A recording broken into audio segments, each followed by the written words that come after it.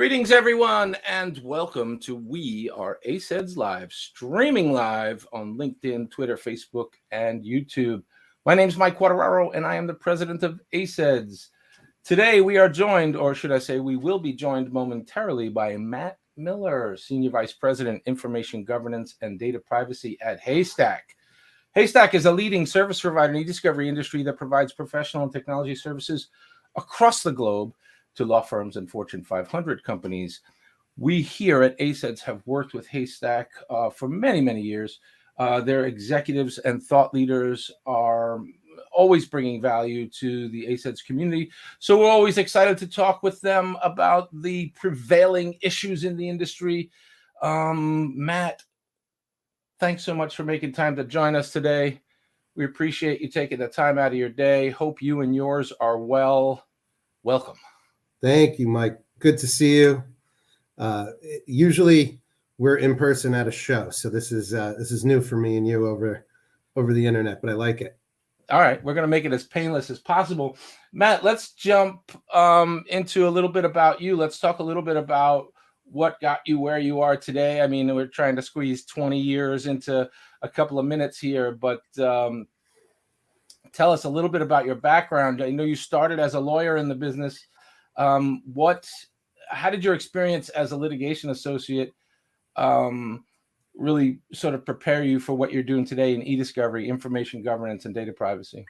Perfect. Yeah. So back in the early 2000s, got out of law school. My father and both grandfathers were in construction. So I grew up in like a civil engineering house. I was the first lawyer in my family, and I worked at a construction law firm.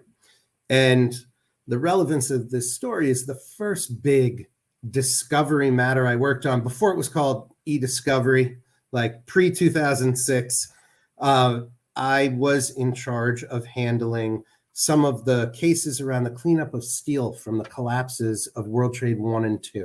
And I was working for a partner in his 60s, and I was right out of law school. He called me in his office. He says, "Miller, look in this banker's box. What are these black boxes?"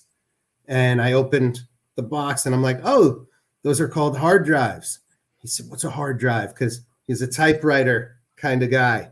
And I said, "Well, if you had a computer, that's where you save all of your documents, your spreadsheets, your emails." He goes, enough. And he didn't have a computer, I'm guessing. No. Our secretary would print out his emails. He would handwrite on a legal pad his response. She would type it and send it off.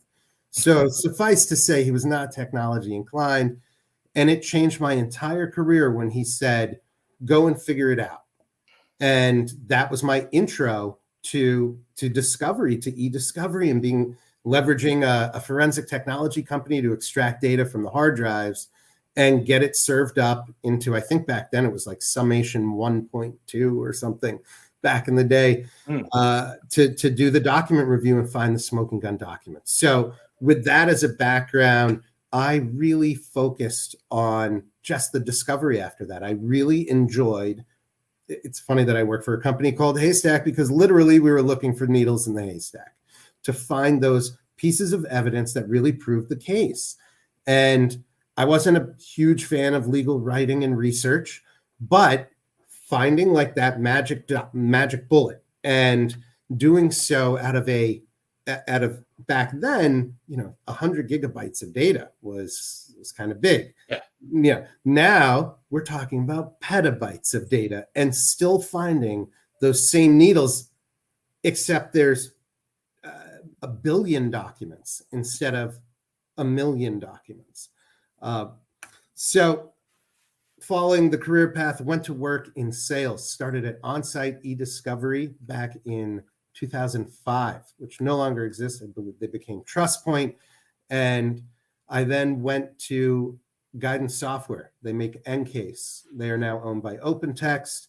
And I sold enterprise software to some really big financial services companies at the right place at the right time. Yeah. Federal rules changed December 1st, 2006. I came on board 4 months before that and did like an 80,000 seat software license with a huge insurance company, did a credit card company, an investment bank, because those financial services companies were worried. all of a sudden the judges are putting decisions out there that have implications from financial penalties, et cetera. Mm-hmm. So after that, they moved me to California from New York. I'm actually a Boston guy, grew up in Framingham, Mass, but don't hold it against me. Everyone's got a hand in Tom Brady now. And but I moved to California. Except Giselle. Giselle no longer has a hand. Yes, exactly. Well, look, life goes on. I started over in my life too and have a new beautiful family. So I went to become the product marketing manager for Encase eDiscovery. And that was actually back in 2008, my first kind of experience of getting to know a lot of the speakers in the industry and to actually get to interface with some of the judges as I helped lead the CEIC eDiscovery track for the whole conference for like 3 days. And, it was early in the career, but I was fortunate and I got put in the right place with some really smart men and women who came from consulting companies and were working in the legal space, but they were former Arthur Andersen and folks that came out of Accenture, Deloitte, and EY. And what I found when I moved to Forsyth Technology, which was a reseller, they're now CDW.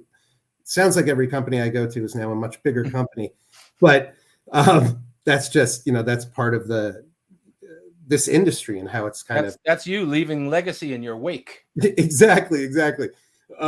So at Forsyth, we started a group where we would just talk to the CIO and the CISO about the way they collect their data, the way they search, the way they go out on their networks. And now we're in 2010,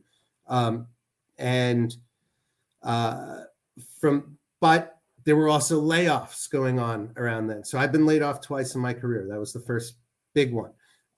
And then I rolled into Ernst & Young around 2012 into their Forensic Technology Discovery Services group, spent 6 years there, and got to see a ton of different insides of organizations. Every company we got to work on was, how does this manufacturing company or this biotech pharma or this bank, how do they treat data? How do they handle data? How do they value and assign risk to data? How do they find it when they need to? How do they know who is supposed to touch what data? And are there the rights and permissions in place? So you start to see like this broader picture of the overall network landscape at all these different kinds of organizations. And no one is built the same. And that's what makes it kind of fun every day, because when you do consulting in this space, you don't just work on one project. You get to see a couple different projects all going on at the same time.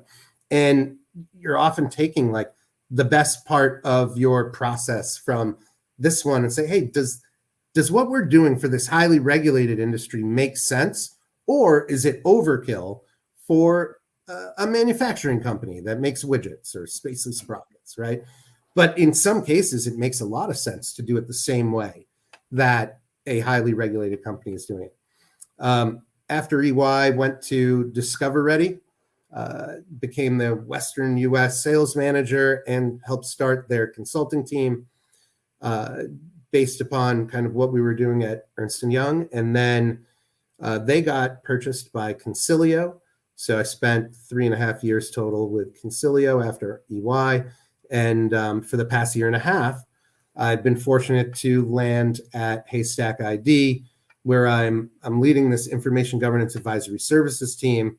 I got reunited with Hal Brooks, the CEO, from back when I worked at Onsite in 2005.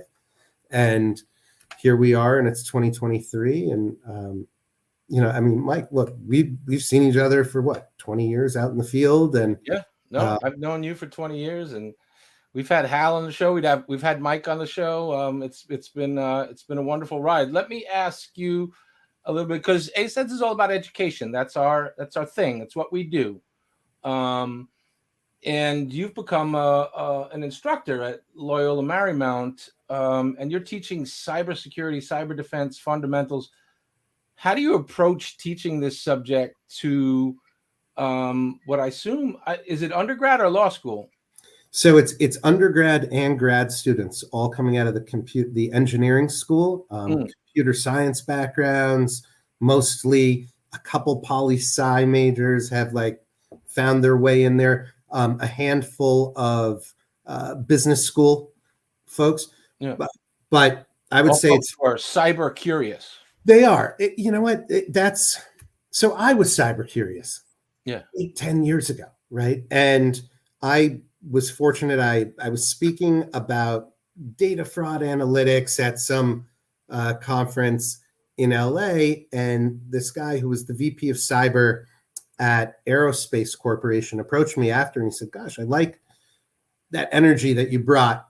You know, you're talking about pie charts, but they seem to mean something to you."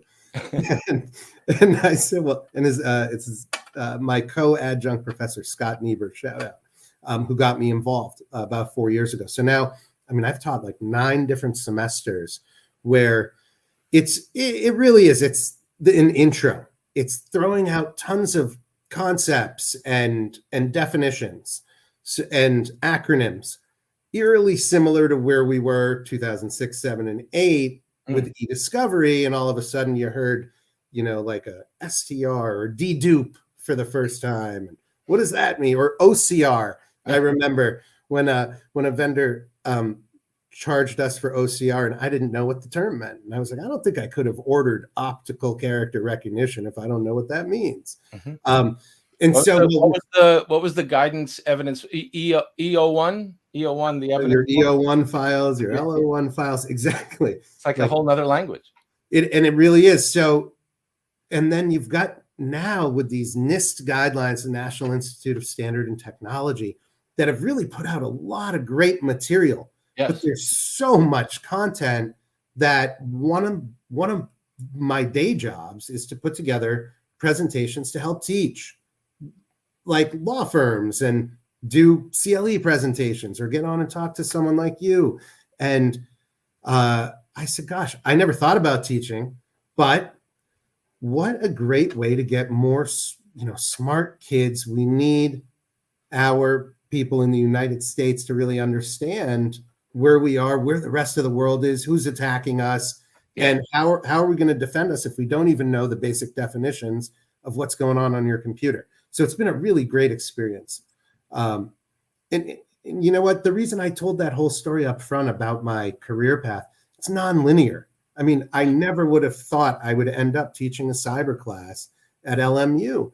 But you know what? I learned most of what I've learned in the field.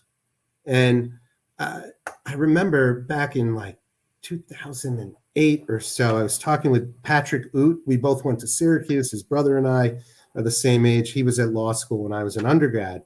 And I remember back then there was no book on e-discovery. And I remember saying to him, because he's 3 years older than me, and I said, Pat, how do I learn more? And he goes, just start working on projects. Yeah. And that was how we taught ourselves what we know. Now there's books. Now you write stuff. Now I write stuff. Patrick writes stuff, etc. Judge Peck's got all those decisions out there. But back then, it was, let's figure it out. We're making it up as we go back in the 90s. We figure it out. Yeah. Exactly. Experience is the best way to learn. That's why so much of what we do here is considered experiential learning, right? You can't just walk in and sit down and take the ACEDS certification. You need some experience. Otherwise, and a lot of the questions on the exam are geared towards experience. They're scenario-based questions that set you up with a scenario and asks you a question. How do you resolve this problem? It's all about experience. Let me move on, because you mentioned, petabyte-sized projects, and I'm curious, what are some of the key challenges that you're seeing in these engagements, where, particularly with respect to information governance and privacy, putting aside the e-discovery thing for a minute, because we all know where that goes. Yeah. So what are some of the challenges you face when you walk into an organization on a project and you realize, oh my goodness, there's a petabyte of data here? Well, a petabyte would be probably welcome at this point, because I've been into a place that had 210 petabytes of data. We've done one that had 40. I mean, these are global organizations that have been around for 100 years. But when you walk in and you hear, all right, we've got a petabyte of data and we want to control it. We want to know what's out there.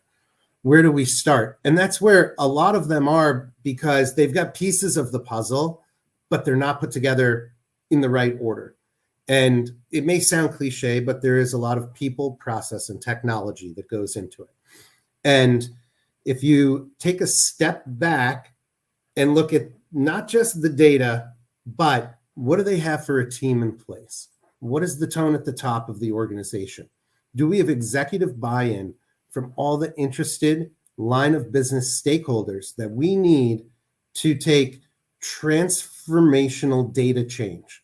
These projects, when we're talking about a petabyte of data and getting that under control, and for example, operationalizing your record schedules on millions, if tens of millions, hundreds of millions of documents, and making sure that a computer is doing that accurately, I need to make sure that we meet the obligations of the records management team, the legal team, the compliance team, the IT security team, and the data privacy team, because they each have their own obligations, right, at the beginning of the year, and what are their goals. And they don't all necessarily meet together. Data privacy, they want to just make sure that they have a handle on all PII, personally identifiable information, personal health information, credit card information. Whereas that IT security team might say, well, we need to make sure that PII, PHI, and PCI is completely buttoned up. We don't want anyone getting to it. We don't want a data breach. And the privacy people are saying, well, we need that data to do our job. So how do I meet the needs of both those groups? Meanwhile, records is saying, well, if that PII is inside a document that's over 7 years old and not on legal hold, we don't even want it on our network anymore. So we got to get rid of that data. So I got a third pressure, being applied from this other line of business. So I think the first step is really to do an analysis of the business stakeholders and the IT stakeholders to be able to understand what are they doing with that petabyte of data. But Matt, I want to be clear. This is not just a data mapping exercise, right? We talk about data mapping, and that's true in privacy, in cyber, in e-discovery. But this is a little bit more. When you're talking about this volume of data, it's just not as simple as sort of charting out where things are and how to get to them and who has access. It's a lot more. Oh, it's a lot more. But in order to, my point about that is you got to do that first. And this is where there's stumbling blocks for a lot of organizations, is because they haven't done a complete job. They know where some of their priority data is. But whenever we hear about a data breach in the news, it's typically, oh, well, it was that server farm that was constructed in 2004 and no one's been looking at it. Why? Because no one ever wrote it down and checked out what was out there. But to your point, in order to sift through that amount of data, we are talking about lots of computer power, processing power, servers and cores of servers that need to be able to run at lightning speed to be able to make decisions on documents based off human inputs, plus some algorithms and AI and machine learning that are built in, because there's just not enough hours in the day to put eyes on, and make decisions on that amount of data. And the value of the data, where we're looking for those proverbial needles in the haystack, the essential and critical data of the organization is minute. We're talking 1 to 5% of all of that data is actually critical to the organization surviving. The rest is redundant, outdated, duplicative, just stuff we need on a daily basis. It's computers generating files that it just does on its own that are not user-created data. So it's taking the principles that we learned in e-discovery of the funnel of culling down the data set from like where we used to collect a whole hard drive, and then, all right, we're going to narrow it down by date range and file type, and then we're going to hit it with keywords, and then we're going to finally put some eyes on review. And then when that evolved into technology assisted review and we started doing sampling to be able to get through a 20 million like I remember working on the Michael Jackson case with AEG Live. Tragic story, right? But tens of millions of documents, 100 million approximately documents that had to be shrunken down into let's find the 5,000 that matter. Yeah. And so we're doing the same principle, just honestly, it's on a much grander scale with a lot more computing power because we have to go after so much more data. I want to shift gears, Matt, and ask you about something that doesn't get a lot of airplay these days, but I'm familiar with it because one of the firms I worked at had a huge practice in this area. So tell us a little bit about CFIUS. CFIUS, the acronym CFIUS, Committee on Foreign Investment in the United States. And you happen to work on a number of these engagements. So tell our listeners, if you would, what's a CFIUS engagement? How do you ensure your clients are compliant with these national security requirements? It's a great question, and it's really timely because Committee on Foreign Investments in the United States, like you said, it's when a foreign country, and investors are buying into an American organization. They're either buying the whole organization or they're investing enough that they have financial control over the organization. And these different things that they're investing in may have national security interests. The United States as a whole could be affected if, for example, China has access to all of the student records for everyone whose kids, for everyone who works at the Pentagon and where all their kids go to school. Like if China knew that, that's a threat to our national security. And they could grab that from some sort of like an educational. It's just data. It's just data that's out there. Yeah. A real estate transaction, for example, let's say Otis Air Force Base, and there's a plot of land right next to it, and some real estate group goes after it to buy that land. Well, what if it turns out that it was actually funded by Iran or North Korea, and they're buying that land so they can get a view of what's going on at the Air Force Base? Right. Real estate transaction, newer part of like CFIUS. It wasn't even being looked at the beginning.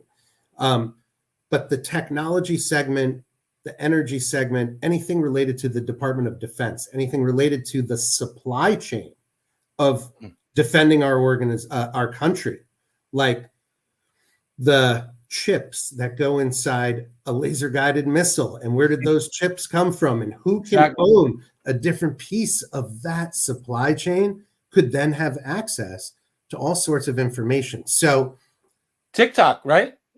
TikTok's out there. TikTok would be one of those things they'd be looking at. It's a Chinese-owned product that's making its way through the young folks in the United States, right? So yeah, I mean, this is front page, above the fold, and it has that attention. You know, their CEO's going in front of Congress in mid-March, and again, you know, look. If you treat one demographic of the world differently with your algorithms than you do the other side of the world, that may be perceived as a threat to national security interests, because you, as a country, are dictating the way that your technology can operate and what it's going to show American citizens. So that has been, these projects are very precise because they are well laid out by the Department of Justice, Department of Treasury, Department of State, CIA, NSA. They all have a seat at the table at the CFIUS committee, and they've worked with the lawyers before any consultants get involved to try to iron out a national security agreement. How is this organization going to meet the needs, meet the obligations imposed on them within this national security agreement, the NSA? Yeah. And you do it two ways: monitorship, right? Somebody looking over your shoulder like an auditor, and making sure that protected data stays protected. Anything that is United States citizen protected data or threatens the interest of national security needs to be completely locked down, cannot be accessed by anyone from the foreign nation.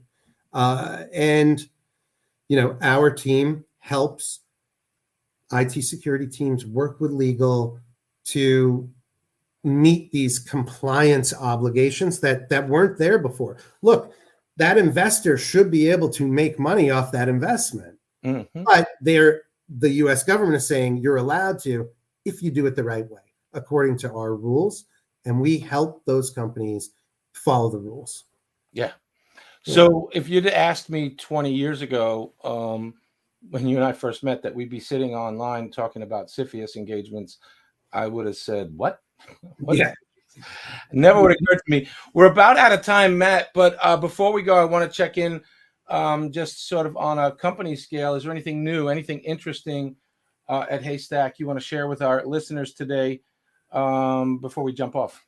Yeah, absolutely. So Haystack has been, for me, what I'm finding and why we're different is that, first of all, it's the quality of people. I have to say, sometimes you wake up and you're excited to talk to your coworkers. I feel like I'm back in that mindset. The technology, the proprietary search technology that they are bringing forward, combining multiple kinds of AI to have impact on e-discovery projects and data breach notification document reviews, where you just need to find everyone whose data might have been compromised in a data breach, and we need to find anyone whose PII was affected, and then they need to get their Norton LifeLock letter. That is not easy to do, to be able to find M. Miller, Matt Miller, Matthew Miller, Matthew L. Miller, Matthew L. Miller, Esquire, and know that all of those are the same person who grew up in Framingham, Massachusetts, but lives in Tarzana, California, right? Like, how do we narrow that down out of this sea of data? So we've got a couple really great data scientists a couple that were already here, and they just added 2 more that have been working on this stuff. And we've been put up for the ALM Legal Tech Leader Award. We're a finalist. So we're really looking forward to Haystack hopefully bringing that home coming up in March in Legal Week in New York City. And that was going to be my last question. Will we see you at Legal Week? You have the answer right there, folks. Yep, here we go. Matt, this is fascinating. This is engaging. We should do it again. Always a pleasure to chat with you. Thank you for joining us today. Mike, thanks for making the time for me. We appreciate it. Haystack does, and I do personally. It's great to see you. Great to see you. Look forward to seeing you in New York. All right, everyone. If you are interested in our short form video interviews like this one, you can find We Are ACEDS live in your LinkedIn, Twitter, and Facebook feeds, or you can just go to our YouTube, the ACEDS YouTube channel, and watch previous interviews and this one in a few days. Thanks again so much, Matt. Thank you, everyone, for joining us today. Have a great day. Have a great day. Take care.